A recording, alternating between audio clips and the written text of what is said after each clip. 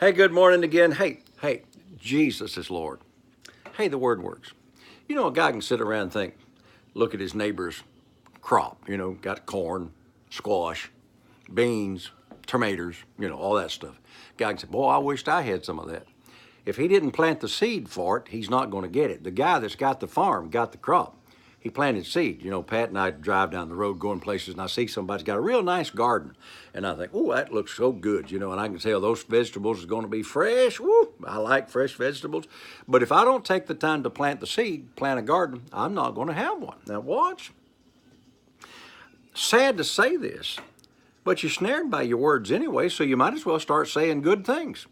And boy, this is going to be big for some of you. You control the ministry of Jesus just like the people in the New Testament controlled the earthly ministry of Jesus in their day. The woman with the issue of blood said, if I touch but the hem of his garment. So she had to go touch the hem of his garment. The man, the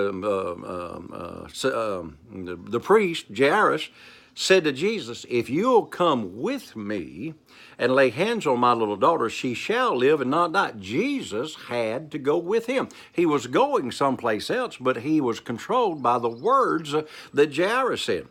Now, the rich young ruler over in Luke chapter 7 says, Lord, I'm not worthy that you should even come under my roof, but say in a word, and my servant shall be healed. And the Bible says that Jesus marveled at that guy's faith because he understood the power of words.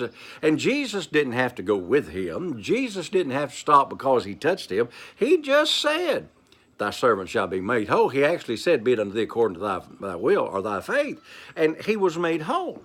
The power of God and the ministry of God is controlled by your words.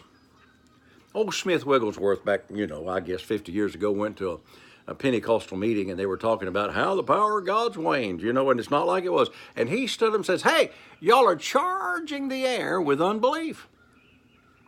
I believe that God's moving in my behalf. Now, I believe that money's coming to me. I believe that divine health is in my body. I feel really good. I look pretty good too, by the way. Just thought I'd point that out.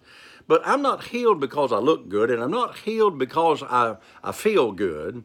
I'm healed because I say I'm healed. I'm healed because he sent his word and healed me, and with his stripes I am healed. That's 1 Peter 2:24, tied to Psalm 107, verse 20. And I say, bless the Lord, all my soul.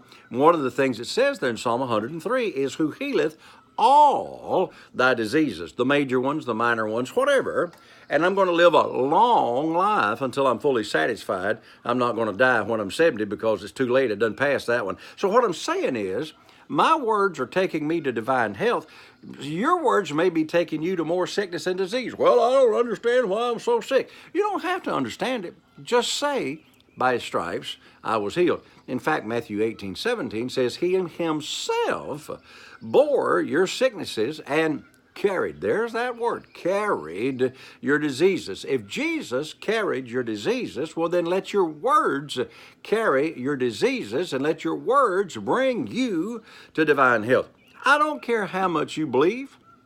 Now, yesterday, Pat and I went out on a date. They brought me the stuff. I ordered 2 eggs over medium, grits and a biscuit and a ham and red-eye gravy and a cup of coffee and a glass of tomato juice, okay?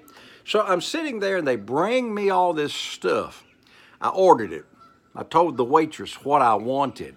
But then I had to sit down, pick up my fork, pick up my knife, and begin to partake of that which she provided, the waitress. Well, you've got to partake of what he has provided. Holy Bible.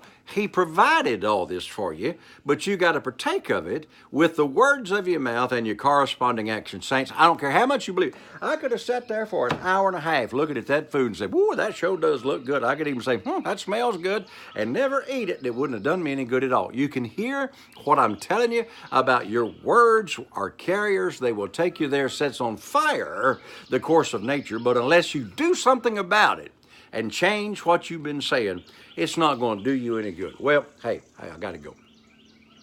Have a great day. Have a great weekend. Just know all weekend long that your words will get you out of the mess you're in and put you over into blessings. Have a great day. Remember, hey, Jesus is Lord. Thank God the Word works.